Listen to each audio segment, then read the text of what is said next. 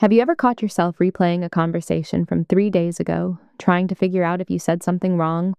Or maybe you cancel plans at the last minute, not because you don't want to go, but because something in your chest tightens the moment you think about it. You probably didn't connect any of that to anxiety, right? Most people think anxiety looks like panic attacks or constant worrying, and sometimes it does. But a lot of the time, anxiety is quieter than that. It hides inside habits and patterns that feel completely normal because you've been doing them so long you don't even notice anymore. That's what makes it so easy to miss. I'm going to walk you through 7 of these invisible layers. If you recognize yourself in more than 3, you aren't just stressed, you're trapped. 1. You over-explain everything. When someone asks you a simple question, you don't just answer it. You add context, you justify.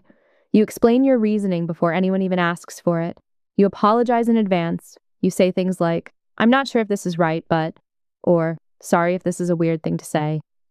That's anxiety trying to prevent conflict before it starts. It's your brain working overtime to make sure nobody misunderstands you, judges you, or gets upset with you. It feels like being thorough. It's actually fear of how people will respond. 2. You mentally rehearse conversations before they happen. Before a phone call, a meeting, or even a casual text exchange, you've already run through it in your head. Multiple versions, multiple outcomes. You've planned what you'll say, how they might respond, and what you'll say after that.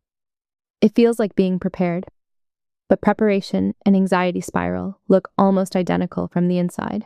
The difference is that genuine preparation has an endpoint. Anxiety rehearsal loops.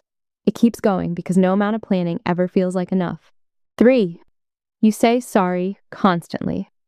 You apologize for taking up space, for asking questions, for needing help, for having feelings, for existing inconveniently in someone else's day.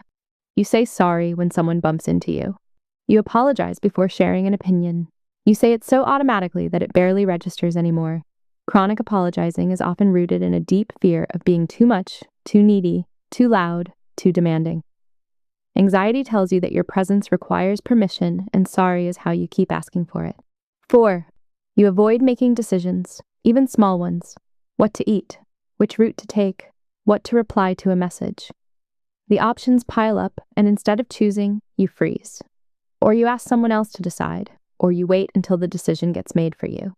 This isn't indecisiveness as a personality trait, it's the fear of choosing wrong. Anxiety attaches consequences to everything, even things that don't have real consequences. So the brain stalls.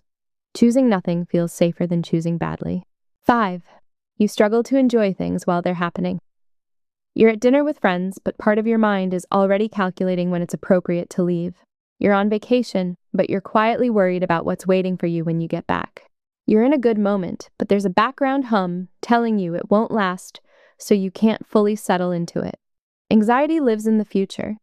It's always pulling you out of the present and dropping you somewhere that hasn't happened yet.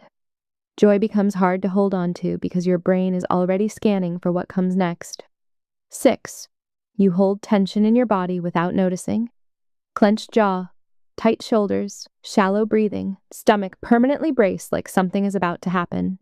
You don't decide to do these things. You just find yourself there.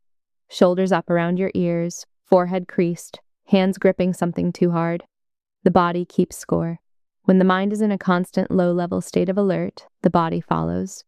Most people with anxiety only notice the physical tension when someone points it out or when they finally relax and realize just how tightly wound they've been. 7. You catastrophize quietly. A friend takes a while to reply. They must be upset with you. You made a small mistake at work. Your boss is definitely reconsidering having you on the team. A weird feeling in your chest. It could be something serious. Your brain doesn't just acknowledge the possibility of a bad outcome. It fast forwards straight to it and starts living there. Catastrophizing is anxiety's way of preparing you for the worst. If you've already imagined it, maybe it won't hurt as much when it happens, except it keeps happening over and over for things that almost never do. If you recognize yourself in any of these, please know this doesn't make you difficult or broken. It makes you someone whose nervous system learned to stay on guard. And that can change. Be patient with yourself. Talk to someone you trust. And if anxiety has been quietly running your life for a while, it might be worth speaking with a mental health professional who can help you understand it better. Did any of these feel familiar? Let us know in the comments. You might be surprised how many people feel exactly the same way. If this helped, share it with someone who might need it.